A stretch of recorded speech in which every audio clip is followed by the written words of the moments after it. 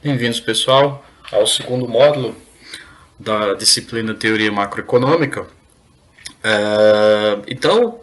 A videoaula de hoje é uma tentativa de nós introduzirmos os temas que serão discutidos na segunda parte do nosso curso, né?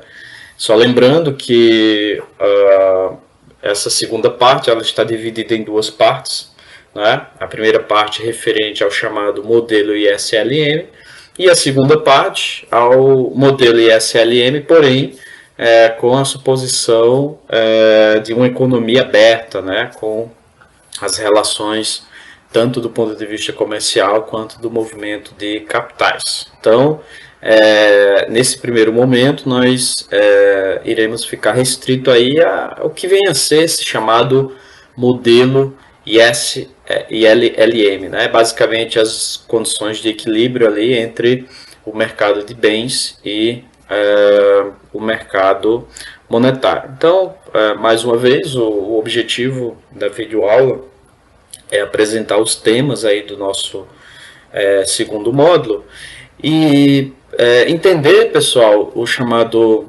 modelo ISLM, nós entendermos aí as condições históricas de evolução da teoria macroeconômica e do pensamento macroeconômico. Lembrando que o modelo ISLM, embora tenha sido ali criado pelos idos do final da década de 30, né, com a publicação do Higgs, a partir do artigo intitulado Mr. Keynes and the Classics, né, um ano após ali a publicação da teoria geral do Keynes em 1936, o trabalho do Higgs, né, a teoria, essa chamada teoria keynesiana, né, associada a esse chamado modelo ISLM, fundamentada aí no trabalho do Higgs, de 1937, é ainda uma plataforma muito importante do ponto de vista da formação de um economista, sobretudo na tentativa de nós identificarmos uma teoria e um modelo macroeconômico que busque captar as relações causais existentes aí entre as variáveis de natureza macro, sobretudo com essa tentativa de nós projetarmos e identificarmos alguns cenários macroeconômicos, né? Então, nada mais justo, né? Nós tínhamos discutido ali no vídeo do que vem a ser macroeconomia, que os modelos macroeconômicos, eles realmente, embora limitados, né, haja vistas hipóteses que muitas vezes são apresentadas na formulação dessas teorias, desses modelos, mas esses modelos eles são de grande utilidade nessa tentativa de nós capturarmos e filtrarmos possíveis relações causais com esse escopo, né, com essa tentativa de criarmos um cenário macroeconômico na tentativa de minimizar as chamadas flutuações cíclicas da atividade econômica. Então, nós perpassamos ali no primeiro módulo o chamado mundo clássico, né, pessoal? Então, foi discutido no primeiro módulo o chamado mundo clássico. Então, alguns resultados vocês já têm à disposição, né, do ponto de vista das condições e uso dos instrumentos de política econômica, seja advindos lá da política monetária, seja advindos lá da política fiscal, né? A gente, nesse momento, nós temos a percepção de que para os clássicos, política econômica não tem efeito sobre o nível de atividade econômica. No âmbito da política fiscal, a chamada neutralidade da moeda, né? A neutralidade da moeda, ela advoga aí que a moeda ela gera única e exclusivamente aumento no nível de preços da economia, haja vista que o nível de atividade econômica foi determinado nas condições de equilíbrio lá no mercado de trabalho. Então são as condições de oferta que determinam o nível de equilíbrio da economia. E no lado da política fiscal nós temos aí, né, o chamado efeito crowding out, né? O efeito crowding out que gerou aí a expulsão dos níveis de investimento privado, em detrimento de um aumento no nível de gasto público. Então, o que nós observamos foi simplesmente quando o governo quis expandir ali o gasto público, o efeito foi simplesmente uma realocação dos componentes de demanda agregada, ou seja, um efeito deslocamento, um efeito expulsão do investimento privado em detrimento do aumento do gasto público. Então, o principal resultado que nós podemos extrair ali do mundo clássico é que sobre condições ótimas, né, de uso eficiente dos fatores produtivos, a economia ela sempre está atuando no nível de pleno emprego, né? Haja vista que o volume de emprego, que determina o nível de atividade econômica, está sempre no pleno emprego, haja vista as condições ótimas advindas tanto da maximização de lucro dos empresários que demandam trabalho, assim como das condições de otimização de bem-estar advinda ali do trabalhador consumidor. O que está acontecendo, né, pessoal, aqui na década de 30? O que acontece aqui na década de 30, exatamente ali no final da década de 20, né, 1929, né, a chamada Grande Depressão, né,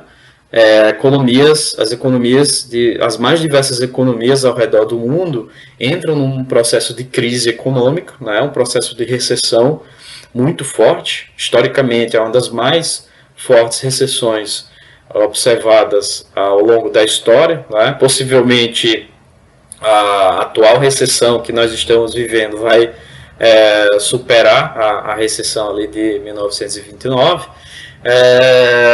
O fato é que em 1929, início da década de 30, a teoria dominante, né, a teoria econômica dominante é essa teoria aqui que vocês estudaram ali no primeiro módulo, que é a teoria clássica. Então, do ponto de vista de prescrição de política econômica, o que os clássicos eles fundamentam, o que os clássicos estão advogando naquele momento a respeito do uso de política econômica, dos instrumentos de política econômica, seja política monetária, seja política fiscal, na tentativa de minimizar os efeitos recessivos aí da crise de 29. Ora, pelos resultados que nós temos, né, acerca da chamada macroeconomia clássica, política econômica ela é inócua, né? Ela não é um instrumento relevante para que o Estado entre na economia na tentativa de minimizar o problema da Grande Depressão de 1929. Né? Então, esse é o chamado mainstream, né? A corrente dominante até então, no final da década de 20. O que está ocorrendo aqui na década de 30, né? O Keynes, insatisfeito com as prescrições e com as formulações teóricas observadas ali pelo pensamento clássico, lembrando aí que o pensamento clássico é um conjunto de autores, né, que à luz do Keynes pensam de forma homogênea do ponto de vista do comportamento das variáveis macroeconômicas. Então, à luz, né, do pensamento do Keynes, o problema é exatamente a forma como os clássicos veem o movimento e as relações entre as variáveis macroeconômicas, sobretudo em relação às hipóteses que foram lançadas em relação a esse mundo macroeconômico clássico. Por exemplo, 2 pontos fundamentais para nós aceitarmos os resultados do mundo clássico foram os preços eles são totalmente flexíveis, né, pessoal? Lembrem lá no mundo clássico, no mercado de trabalho, os preços eles são totalmente flexíveis, assim como os salários nominais eles são também totalmente flexíveis. Então, por conta dessa hipótese, né, de salários flexíveis, salários nominais flexíveis e preços flexíveis, foi possível nós identificarmos lá no mercado de trabalho um ponto de equilíbrio entre demanda por trabalho e oferta por trabalho. Né? O que está ocorrendo aqui na década de 30, né, em resumo, é que o Keynes está contestando essas hipóteses que foram assumidas ali no mundo clássico. Né? Então, para o Keynes, Dois pontos são fundamentais, né? Os preços eles não são flexíveis. Os níveis de preços observados ali pelos indivíduos, pelos agentes, eles não são totalmente flexíveis. Então você tem um problema de rigidez de preços, né, no mundo do Keynes. E também os salários nominais, eles também não são flexíveis, eles são fixos, né? Então, diferentemente do mundo clássico, né, onde nós temos aceitado que preços e salários eles são flexíveis, e foi por conta dessa flexibilidade e por conta da informação perfeita que existe entre os agentes, é que dado um choque de preços, ou seja, dado um aumento de preços, os níveis de salários nominal também se ajustam para compensar o aumento dos níveis de preço.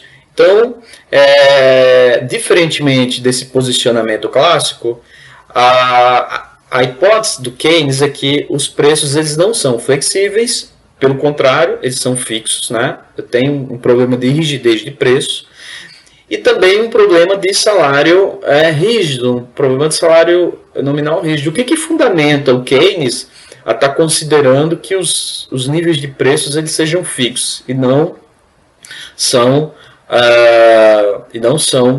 flexíveis? Um grande ponto está associado às condições de mercado, não é? Pelo fato de que no mundo clássico, né, a estrutura de mercado ali até então apontada pelos clássicos é que as firmas elas atuam num mercado tipo competitivo, não é? Então as condições de oferta e demanda lá no mercado de bens por si só caracterizam esses movimentos de flexibilidade de preço.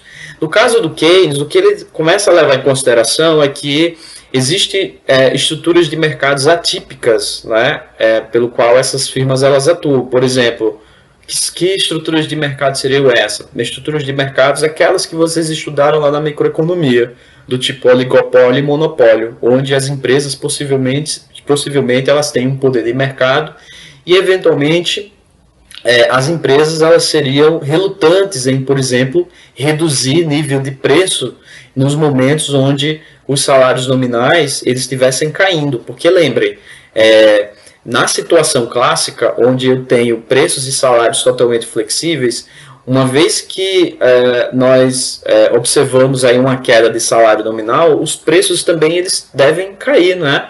Para nós aceitarmos essa hipótese de informação perfeita. O que o Keynes está apresentando aqui é que as empresas não necessariamente elas estão atuando em mercados associados àqueles preconizados pelos clássicos, muito pelo contrário. Os preços, né, estão sendo vigorados em estruturas de mercados do tipo oligopólio e monopólio. E por si só, isso pode causar uma rigidez de preços, sobretudo nos momentos onde as empresas elas devam reduzir preços para, eventualmente, por exemplo, ajustar os seus lucros, né? Então a gente sabe que naquelas estruturas de mercado do tipo oligopólio e monopólio, as empresas elas têm um certo poder de mercado e, eventualmente, elas são relutantes em reduzir preços, né? E no caso dos níveis de salário nominal, né, segundo Keynes, o trabalhador ele nunca vai aceitar uma redução de salário nominal. Então, muito do debate que se faz ali na teoria geral do Keynes é que os salários nominais eles são rígidos à baixa, né? Então, imagina, numa situação onde você tem uma queda de preços, então, automaticamente, você tem que reduzir os salários nominais para que a hipótese ela seja válida, né? Segundo Keynes, os trabalhadores eles nunca vão aceitar uma redução dos níveis de salário nominal, né? Possivelmente os trabalhadores eles podem aceitar um aumento de salário nominal, ou seja, os salários nominais eles podem variar, né, positivamente, mas não negativamente. Então, no mundo do Keynes, né, a teoria keynesiana pressupõe que os salários nominais eles sejam rígidos à baixa. Então, dois pontos, né, pessoal, para nós sermos bem objetivos nessa tentativa de nós distinguirmos aí a diferença entre os clássicos e o Keynes, né? Primeiro ponto é esse. Primeiro ponto está associado exatamente à hipótese de que os preços eles não são flexíveis, eles são rígidos, e os salários nominais também eles não são flexíveis, eles são rígidos. Então isso vai gerar um impacto significativo nas condições e nas relações observadas das variáveis de política econômica nas nossas variáveis chaves de observação, como por exemplo o nível de atividade econômica. Um segundo ponto também que irá distinguir o Keynes do pensamento clássico está associado exatamente à nossa função demanda por moeda. Lembram lá que no mundo clássico a nossa função demanda por moeda, fundamentada lá na teoria quantitativa da moeda, diz que a moeda serve única e exclusivamente para fins transacionais, não é? Então a demanda por moeda é uma função da renda. À medida que a renda aumenta, possivelmente as pessoas irão demandar mais moeda para fins transacionais. O que vai acontecer aqui no mundo keynesiano é que a demanda por moeda ela não será única e exclusivamente função do nível de renda, mas a demanda por moeda ela será função também do nível de taxa de juros. Aí o Keynes ele vai observar outros elementos que possam explicar o comportamento dessa demanda por moeda, não é? Que é a chamada teoria da demanda por moeda keynesiana, que nós iremos estudar um pouco mais à frente. Então, assim, basicamente, pessoal, para nós entendermos, né, estou sendo bem sintético, né, a teoria geral do Keynes é uma obra muito rica, não é? Então tem vários elementos assim que devem ser considerados, devem ser estudados, mas para o nosso objetivo, o que é fundamental para nós entendermos agora a diferença entre os clássicos e o Keynes é exatamente esses dois pressupostos básicos, as condições de rigidez de preços e salários que são colocadas agora pelo Keynes, não é? Diferentemente do mundo clássico, onde é assumido preços e salários totalmente flexíveis, né? E agora nós teremos uma função demanda por moeda que ela será relacionada não única e exclusivamente pelo nível de renda, mas também pela taxa de juros, por alguns elementos que serão colocados, tá? Então, assim, depois aí que o Keynes ele publica a sua teoria geral, né? E o objetivo ali da teoria geral é exatamente apontar falhas no mundo clássico, né? Esse mundo clássico que nós estudamos ali no módulo 1. Um ano após a publicação da teoria geral do Keynes, em 1936, o Hicks, né, que é um autor posterior ali, contemporâneo, desculpa aí, ao Keynes, ele publica um artigo chamado Mr. Keynes and the Classics, onde o principal objetivo aí do Hicks é tentar desvendar os principais elementos aí apresentados pelo Keynes na teoria geral, por conta de N fatores, né? O principal fator é o fato de que, não sei se também é o principal fator, mas um dos elementos que contribuiu e motivou o Hicks a estar publicando essa obra, né, o Mr. Keynes and the Classics, que vai fundamentar o chamado modelo ISLM, é que a obra do Keynes, a teoria geral, é uma obra extremamente difícil de ser lida, né? Então, o Hicks, ali em 1937, publica um artigo, onde nesse artigo ele desenvolve um modelo na tentativa de traduzir os principais elementos apresentados ali pelo Keynes, né? Então, assim, a gente sabe que os economistas clássicos eles tinham um pouco a falar sobre o problema de desemprego, né? Então, foi isso que motivou o Keynes a estar publicando lá em 1936 a sua teoria geral, até pela própria insatisfação, né, ali na década de 30, onde a teoria clássica ela não consegue explicar os problemas da Grande Depressão. E mais ainda, a teoria clássica ela não consegue apontar como as políticas macroeconômicas, sejam ela monetária ou fiscal, conseguem aí minimizar essas flutuações advindas aí com a crise de 1929. Então, os economistas clássicos eles tinham um pouco a falar sobre o problema do desemprego, né? De modo que a situação de desemprego maciço ali no início dos anos 30 não foi bem explicada por essa teoria clássica, né? sobretudo em relação às hipóteses, né, pessoal? Por isso que eu estou chamando a atenção das hipóteses que estão sendo colocadas aqui pelo Keynes, né?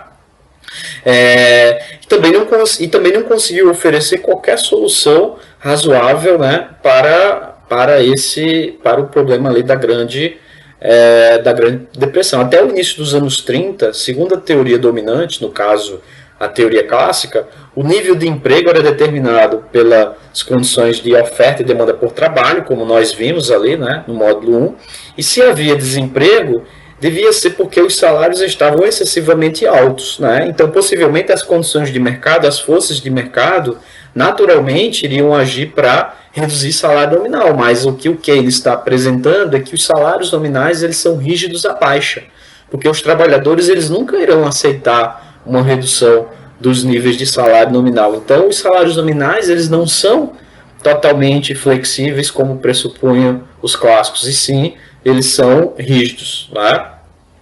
Então, assim, um ponto que era fundamental à teoria clássica é a chamada lei de Sé, né, segundo a qual não poderia haver escassez, né? Nós vimos isso aqui, são as condições de oferta que determinam as condições de equilíbrio do nível de atividade econômica, né?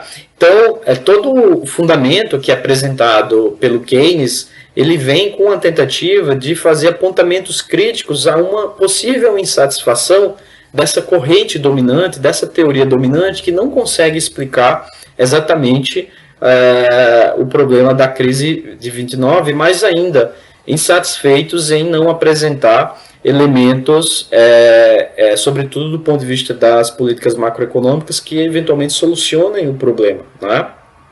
Então, assim, o Keynes vem com esses apontamentos, e os economistas que leram, né, a teoria geral, logo após a sua publicação, eles enxergaram a teoria geral um material extremamente difícil, né, didaticamente difícil de ser interpretado, né?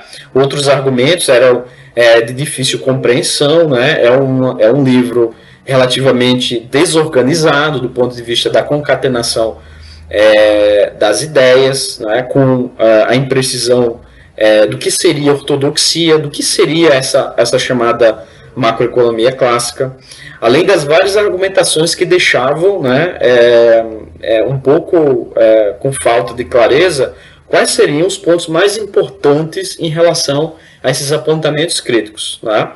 Aí, assim, em detrimento desse grau de dificuldade para a leitura aqui da teoria geral, alguns economistas eles tentaram entender esses argumentos central na teoria do Keynes, sobretudo pelo fato de que é uma teoria que tentava exatamente contrastar com, até então, a teoria dominante, né, o pensamento macroeconômico clássico. Então, um dos autores que fizeram, né, essa tentativa de interpretação da teoria geral do Keynes é exatamente o Hicks, né, o John Hicks, né, onde ele desenvolveu um sistema de equações, né, de modo a reduzir a economia keynesiana em basicamente dois mercados, né, o chamado mercado de bens e o mercado monetário. Então, assim, o que vai fundamentar a teoria keynesiana, pessoal? O que nós iremos estudar daqui para frente não é a teoria geral por si só. O que nós iremos entender como teoria keynesiana, como sistema keynesiano, é o que está fundamentado a partir dos desdobramentos da obra do John Hicks, de 1936, que fundamenta o nosso chamado modelo ISLM. Então, assim, quais são as consequências, né? Eu falei agora há pouco para vocês que dois pontos são fundamentais para nós diferenciarmos o mundo dos clássicos e o mundo do Keynes. O primeiro é que os preços e salários eles são rígidos, né? E o segundo é que existe uma teoria da demanda por moeda keynesiana que distingue aí originalmente aquela demanda por moeda apresentada ali pelos clássicos, fundamentada lá na teoria quantitativa da moeda. No caso do pressuposto aí de que os preços e os salários eles são rígidos, quais são as implicações no âmbito do modelo macroeconômico quando os preços e os salários eles são rígidos, diferentemente lá do mundo clássico? Bom, Quando nós estávamos lá no mundo clássico, quais foram os resultados no âmbito do nosso modelo de oferta agregada e demanda agregada? Se nós estamos em situação clássica, né, pessoal, assumindo a hipótese dos clássicos, então a nossa oferta ela é perfeitamente vertical. Então, assim, todo e qualquer choque de demanda agregada, uma vez que lá no mundo clássico a demanda agregada ela é fundamentada na chamada equação de trocas, na teoria quantitativa da moeda, mas o que nós sabemos é que, por exemplo, um impulso na oferta de moeda, uma política monetária expansionista, gera única e exclusivamente aumento de preços na economia, uma vez que, segundo os clássicos, a economia ela está sempre no nível de pleno emprego. O fato é que o Keynes não concorda com isso aqui. Aqueles resultados que nós construímos lá para o mundo clássico, o Keynes não vai concordar com isso aí. E quando ele não concorda com isso aí, um dos pontos é exatamente o fato dele estar não aceitando que os preços e os salários eles sejam flexíveis, mas pelo contrário, os preços e os salários eles são rígidos. Quando os preços e os salários eles são rígidos, automaticamente, para os keynesianos, a curva de oferta agregada ela não é perfeitamente vertical, e sim totalmente horizontal. Então, uma diferença gritante que nós temos que identificar entre clássicos e keynesianos, pessoal, é que agora a nossa curva de oferta agregada ela é perfeitamente horizontal, diferente do mundo clássico, onde eu tenho uma curva de oferta agregada perfeitamente vertical. Quais são as implicações disso aí? Ora, o fato de que os keynesianos não estão aceitando que os preços e os salários eles são rígidos, que eles aceitam que os preços e os salários eles são rígidos e não aceitam que os preços e os salários sejam flexíveis, isso faz com que haja um potencial de uso aqui dos instrumentos de política econômica, não é? Porque quando eu estou no mundo clássico, a curva de demanda agregada sendo deslocada, o impacto é único e exclusivamente sobre os níveis de preços, porque a economia já foi determinada pelas condições de oferta. O fato é que, com preços e salários rígidos, os fatores produtivos, como o trabalho, por exemplo, eles não estão sendo alocados de forma eficiente. Então, assim, se os fatores produtivos eles não estão sendo alocados de forma eficiente, então a economia, no âmbito do seu nível de atividade econômica, a economia está muito abaixo do seu nível ótimo de pleno emprego. Possivelmente, a economia se encontra no ramo inferior, não é, do nível de atividade econômica ótimo de pleno emprego. Então, alguns pontos, né, importantes. A curva de oferta agregada keynesiana ela é perfeitamente horizontal. A economia está muito abaixo do nível de atividade econômica de pleno emprego. Então, sobre condições de demanda e oferta, o impulso de demanda positivo advindo pelo lado fiscal e pelo lado monetário, talvez a gente vai investigar isso, porque um dos grandes apontamentos ali do Keynes é que a política monetária tem um problema por conta da chamada armadilha da liquidez. Então, um grande ponto aqui apresentado pelo Keynes é exatamente esse. Olha, a economia, uma vez entrado num processo recessivo, como foi a crise lá de 29, a economia ela pode ser estimulada pelo lado da demanda. Então, as condições agora elas são diferentes. Enquanto a oferta determina a demanda, lá no mundo clássico, agora é a demanda que vai determinar a oferta. Isso está acontecendo por quê? Porque os preços eles são rígidos, os salários nominais eles são rígidos, e isso está fazendo com que lá no mercado de trabalho, os fatores produtivos, como o trabalho, ele esteja sendo alocado de forma ineficiente. Se os fatores produtivos estão sendo alocados de forma ineficiente, então a economia está muito abaixo do seu nível de pleno emprego. Então, todo e qualquer impulso de demanda positivo não gera aumento do nível de preço, não gera um custo de elevação de preço na economia. Né? Então, essa distinção, pessoal, é muito importante para nós entendermos agora o quão será importante o efeito das políticas econômicas expansionistas, não é? Sobretudo a política fiscal. Não é? Então, uma distinção importante entre os clássicos e os keynesianos, e toda a crítica do Keynes se dá exatamente nesse ponto, não é?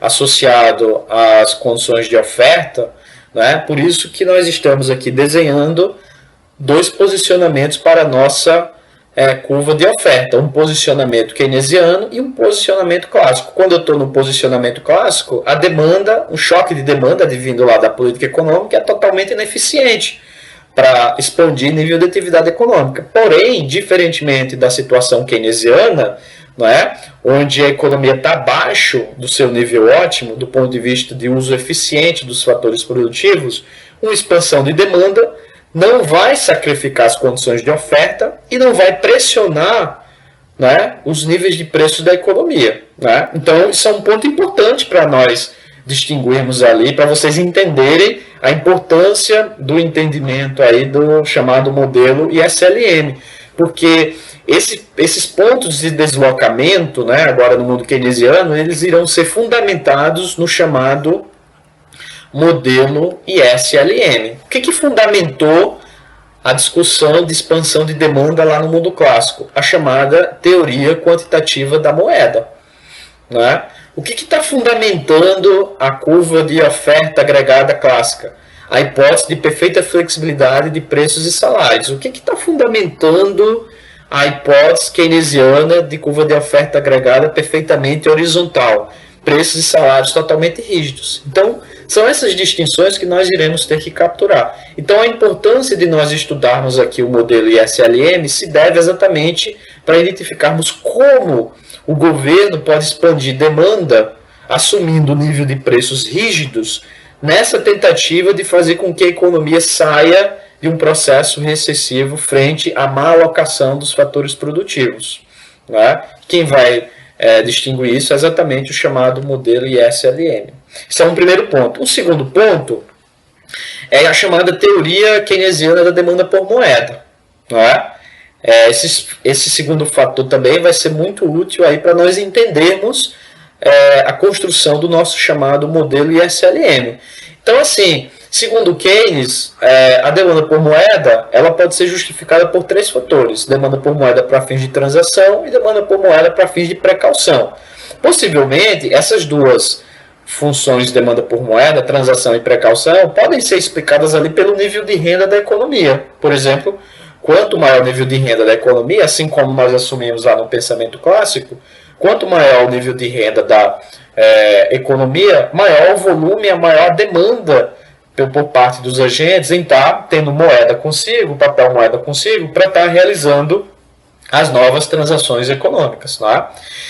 Um terceiro ponto que é apresentado pelo Keynes é que existe uma demanda por moeda para fins especulativos. Né? Então, basicamente, segundo a teoria keynesiana por demanda por moeda, existem três justificativas para os agentes demandar moeda. Demanda por moeda para fins de transação, demanda por moeda para fins de precaução e demanda por moeda para fins especulativos.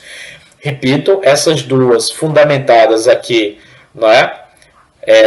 Pelo comportamento da renda, demanda por moeda como função da renda, e essa terceira aqui, fundamentada exatamente no movimento da taxa de juros. O que justifica para o Keynes ele aceitar que os agentes eles demandam moeda também para fins especulativos? Aí o Keynes vai considerar que a riqueza de um indivíduo, hipoteticamente, né, isso aqui eu estou considerando como sendo riqueza, a riqueza de um indivíduo pode ser desagregada em dois componentes, em acúmulo de títulos e moeda. Então, para o Keynes, né, na interpretação ali da teoria keynesiana da demanda por moeda, a riqueza de um agente pode ser desagregada em dois componentes, quantidades de títulos e moeda. Um indivíduo é mais rico, possui maior riqueza, quanto maior a quantidade de títulos que ele carrega e quanto maior a quantidade de moeda que carrega consigo. Aí, no caso dos títulos, pessoal, a gente sabe que lá no mercado de capitais, no mercado financeiro, tem dois tipos de títulos. Não é? Eu tenho um título de renda fixa, eu tenho um título de renda variável, e aí o Keynes vai dizer o seguinte: olha, eu vou assumir a hipótese que os títulos eles são substitutos em si. Então, nesse momento, não vamos distinguir os perfis dos títulos que eu estou acumulando, se é um título de renda variável, se é um título de renda fixa, não é? Por exemplo, o que seria um título de renda fixa? Os títulos que o governo emite para financiar os seus gastos, né? O que seria um título de renda variável? As ações que são emitidas pelas empresas, por exemplo, lá na Bolsa de Valores. Então, nesse momento, título público, os títulos eles são homogêneos, independente de eles serem títulos públicos ou títulos associados à renda variável, né? Então, riqueza para o Keynes é a quantidade de títulos que as pessoas carregam consigo e mais a moeda. E aí, o que justifica essa relação causal entre demanda por moeda e taxa de juros? Aí, segundo Keynes, ele vai dizer que quando eu tenho uma situação hipotética, por exemplo, quando os níveis de juros, aí vamos pegar esse gráfico aqui, quando os níveis de juros eles estão muito baixos, né? Quanto menor essa minha taxa de juros, isso motiva esses agentes que estão acumulando riqueza a gerar um certo comportamento especulativo. E de que forma eles especulam no mercado, né? Eles especulam de modo que quando a taxa de juros, em situações onde a taxa de juros é muito baixa, né, quanto menor a taxa de juros, maior o valor de face dos títulos, né? Lembrem lá na disciplina de análise de investimento que quando eu vou fazer o cálculo lá do valor de face de títulos, eu observo que existe uma relação inversa entre o valor de face de títulos e a taxa de juros que incide sobre esses títulos, né? Então, quanto menor a taxa de juros, né, maior o valor de face dos títulos. Os indivíduos, né, se os títulos, se as taxas de juros elas estão muito baixas, né, então o que eu vou esperar do ponto de vista das expectativas futuras? Eu vou esperar que a tendência é que a taxa de juros ela se torne cada vez maior e não menor. Dificilmente, se o juros ele já esteja num patamar muito baixo, o que eu espero é que no futuro essas taxas de juros aumentem e não diminuam. Tá? Então, como existe uma relação causal inversa entre o valor de face dos títulos, né, e taxa de juros, se eu tenho nível de juros muito baixo, então nessa situação, possivelmente, o valor de face dos títulos é muito alto. Então, assim, como os agentes eles estão acumulando sua riqueza entre carregar título e moeda, em situações como essa aqui, por exemplo, nesse ponto vermelho, onde a taxa de juros é muito baixa e o valor de face dos títulos é muito alto, então os agentes eles vão segurar a moeda consigo, especulando na expectativa de que haja um aumento da taxa de juros e automaticamente uma redução no valor de face dos títulos. Porque comprar título agora, pessoal, é muito caro, porque o valor de face dos títulos está muito alto, dado o nível muito baixo de juros. Se à medida que o tempo vai passando, as taxas de juros elas se elevam, não é? Dado que o seu patamar já é muito baixo, então automaticamente o valor de face dos títulos diminui e automaticamente os agentes acabam diminuindo a sua demanda por moeda para fins especulativos. Então, assim, constrói-se nesse momento uma teoria da demanda por moeda keynesiana, onde eu tenho agora uma relação causal inversa entre demanda por moeda e taxa de juros. E o que fundamenta essa relação inversa entre demanda por moeda e taxa de juros? Esse movimento especulativo que ocorre em situações onde a taxa de juros esteja muito baixa e automaticamente os agentes esperam que no futuro a taxa de juros aumente, porque eu já estou observando o nível de juros muito baixo, e à medida que essa taxa de juros aumenta, automaticamente o valor de face dos títulos diminui. Com a redução do valor de face dos títulos, automaticamente, né, os agentes deixam de comprar, deixam de carregar a moeda consigo e automaticamente compram títulos com o valor de face agora cada vez menor. Essa é a lógica da origem da relação causal inversa entre demanda por moeda e taxa de juros. Então, para nós entendermos o modelo keynesiano, o chamado modelo ISLM, um ponto muito importante é exatamente entender a origem da chamada teoria keynesiana da demanda por moeda, sabendo que agora a demanda por moeda ela é função de duas variáveis: o nível de renda, fundamentado pela demanda por moeda para fins de transação e precaução, e o nível de juros, fundamentado agora, pessoal, por essa demanda por moeda para fins especulativos, ok? Então, o que nós iremos fazer daqui para frente, né? Nós iremos, nesse segundo módulo, nós iremos entender esse chamado modelo ISLM. O que seria esse modelo ISLM? Simplesmente é entender os movimentos da taxa de juros e os movimentos da renda, né? Então, eu entendo os movimentos dos juros e o movimento da renda levando em consideração dois mercados. O mercado de bens, onde nesse mercado de bens eu vou estar preocupado em entender os pontos de equilíbrio entre oferta agregada e demanda agregada, e o mercado monetário. Mercado monetário, onde eu tenho o objetivo de entender as condições de equilíbrio entre a oferta de moeda e demanda por moeda. Então, quem vai explicar o meu mercado de bens? Quem vai explicar o meu mercado de bens é a chamada curva IS. Quem vai explicar o meu mercado monetário? O meu mercado monetário, quem vai explicar é exatamente a minha curva LM. Por que curva IS, né, pessoal? A ideia de curva IS está associado às condições de igualdade entre oferta agregada e demanda agregada, né? E automaticamente, condições de demanda agregada igual a oferta agregada geram condições onde o investimento é igual à poupança. Não é? E de onde vem a lógica de LM? Sobretudo associando as condições de equilíbrio no mercado monetário. Vem da ideia de liquidez monetária. Não é? Eu estou buscando entender o mercado monetário a partir da quantidade de liquidez que existe na economia. Então, assim, o nosso objetivo é entender esse modelo ISLM, por exemplo, sabendo que o equilíbrio ISLM determina as taxas de mercado, de juros de mercado, bem como o nível de atividade econômica do mercado. Então eu quero saber, por exemplo, quando o governo faz política fiscal expansionista, qual o impacto sobre as taxas de juros e qual o impacto sobre o nível de renda da economia. Quando o governo, ou melhor dizendo, o Banco Central, promove uma política monetária expansionista, qual o impacto nas taxas de juros e qual o impacto no nível de renda? Não é?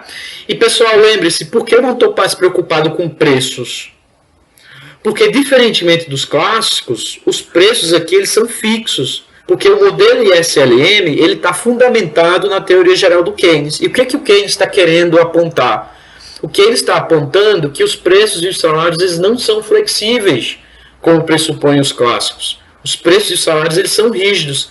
Então, as minhas principais variáveis macroeconômicas nesse mundo keynesiano, até esse momento, será o comportamento dos juros e o comportamento do nível de atividade econômica. Então, quando eu estou analisando o modelo ISLM, na relação preço e quantidade, né, eu apresentei há pouco para vocês, tá, que o que distingue o mundo clássico do mundo keynesiano é que para os clássicos, né, a economia está nesse ponto aqui. E agora, para os keynesianos, a economia está nesse ponto aqui. Então, assim, como fazer política econômica agora na tentativa de fazer com que a economia saia de um processo recessivo, expandindo demanda agregada, expandindo o nível de atividade econômica, uma vez que essa expansão de demanda, essas políticas econômicas expansionistas, elas não têm efeito sobre os níveis de preços, dado a hipótese keynesiana de total rigidez de preço. Então, esse ponto é muito importante agora para nós entendermos o ponto crítico que será apresentado pelo mundo keynesiano na tentativa de invalidar o pensamento clássico. Não é? Então, quando nós estivermos, pessoal, no mundo do ISLM, pensem que sempre nós estaremos num ponto abaixo do nível de pleno emprego, por conta dessa hipótese associada a situação keynesiana. Então, assim, daqui para frente, o que nós iremos investigar? Como é que se apresenta a curva IS, como é que se formula a curva IS, como é que se formula a curva LM, o que determina a inclinação da curva IS, o que determina a inclinação da curva LM, o que determina o deslocamento da curva IS, o que determina o deslocamento da curva LM, porque se eu entendo esses fatores, pessoal, eu entendo como a taxa de juros e o nível de atividade econômica se movimenta. E eu preciso entender desses movimentos exatamente para dizer, olha, como é que o governo pode entrar na economia no sentido de fazer com que haja uma expansão do nível de atividade econômica para minimizar os efeitos recessivos que eventualmente aparecem na economia, ok? Então, esses são os principais pontos dessa primeira parte do módulo 2, né? A segunda parte do módulo será a extensão desse modelo, no caso para uma economia aberta, mas pontualmente, quando nós chegarmos à segunda parte, eu introduzo os principais elementos, ok? Bons estudos, pessoal, bom início de módulo.